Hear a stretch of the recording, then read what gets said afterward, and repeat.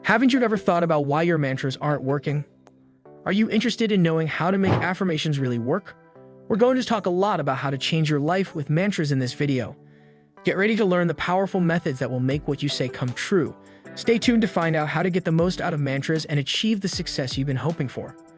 You've come to the perfect place if you could use a bit more understanding and positive self-talk but rarely connect to the tired platitudes that everyone seems to be repeating. Please stop saying, "I attract abundance."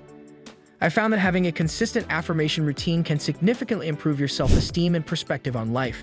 These inspirational speeches may show us how amazing we are, what amazing things we are capable of, and that even in the midst of a dumpster fire, there is always something to be thankful for or excited about. However, you lose out on the mental health advantages of using an affirmation that is specifically tailored to your situation when you choose an affirmation at random from Pinterest just because it seems cute. That might be the case because, well, you're not sure you're attracting abundance, or because, well, an overly positive remark doesn't fit with your pessimistic outlook. No shame. However, it is much simpler to internalize the lesson when you create an affirmation that is unique to your life and current situation. A couple key warnings before we dive into affirmation boot camp. You can't solve all of your issues and fears with affirmations. Regard them as a single instrument for long-term, healthy emotional management. Furthermore, you already know that it can be challenging to believe any positive statements you're repeating if you're dealing with a serious mental health issue like depression, where your drive and sense of self-worth may be at an all-time low. So be kind to yourself and remember that despite what you may have seen on Instagram, affirmations cannot replace mental health treatment. Choose a priority area for your life to begin with. To begin crafting your own affirmation, identify one particular area in your life that needs a bit more love and care. Is it the way you think about your physique? Perhaps it's the way you feel about your work. Or is it that you feel like a complete loser when others tell you they had wonderful news? Remember that whatever it is, I promise that focusing on just one mental health issue or one life concern at a time is much more manageable and less depressing than trying to address everything that's bothering you at once. The latter may seem overpowering and sap your energy for activities that improve your well-being, such as repeating affirmations and doing the activities that go well with them. More on that later. Furthermore, it can be quite difficult to write an affirmation that touches on every aspect of your life that you wish to improve, which is why those generic ones you see on Pinterest usually fall short. Next, identify a result that will bring you happiness. You can determine what needs to change for you to feel better after you know what you want to work on. Life might feel more relaxed if you could quit comparing your circumstances to your friends when they tell you they've had excellent news if you're concentrating on your envious streak. Once you've made a modification, consider how feasible it is. Any goal is good to have, but you'll be more inspired to use affirmations to work toward it if it seems achievable. Try aiming for another connected objective, like rejoicing with your buddy even though the news makes you feel a little strange about your life, if it feels utterly impossible to be glad for your pals without criticizing your own life. Seeing yourself reach your objective is one approach to determine if it's feasible. Is it possible for you to support your friend and schedule some time in your journal to handle the news later on? Your affirmations won't seem pointless if you concentrate on that second, more achievable objective. They'll serve as a reminder that you can change your perspective.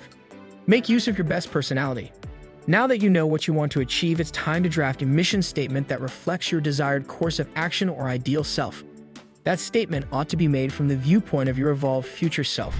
Let's imagine that you're having a hard time at your terrible job and that you feel undervalued and overworked. Even so, you're having trouble leaving since you're unsure of your ability to succeed elsewhere. You're deserving of much more. Your ideal future self, who is happier and maintains a better work-life balance, would undoubtedly tell you. An excellent affirmation in this situation might be, "I deserve to work in an environment where I am respected because I contribute significantly to the company's success." An affirmation like this, together with envisioning yourself in a much better job, might help you channel a mindset associated with a happier you even if you don't feel that way right now. And that can boost your confidence and help you achieve your goals. If necessary, go to neutral. It won't assist you if making yourself say and believe those incredibly great things feels like another unachievable standard. They will, at most, enter one ear and exit the other. Saying such affirmations without really believing them can, at best, make you feel inadequate. My recommendation? Reduce your anticipations. If that helps get you started, the bar is actually on the ground here.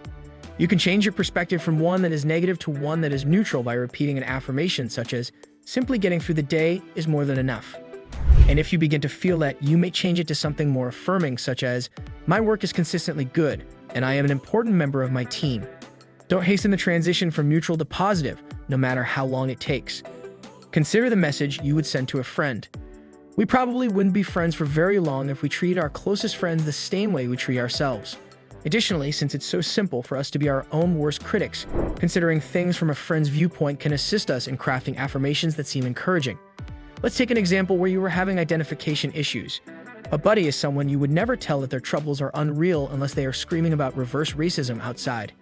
You would tell them to use whichever term feels appropriate and take as much time as necessary to come to a decision since you love them and are concerned about their feelings.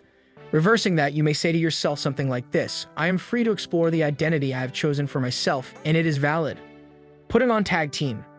Reaching out to people who understand the struggle can be especially beneficial when your ideal affirmation relates to the collective you belong to, such as your age group or race. Making those initial connections or reaching out can feel a little awkward, but doing so can feel healing and less lonely than going alone.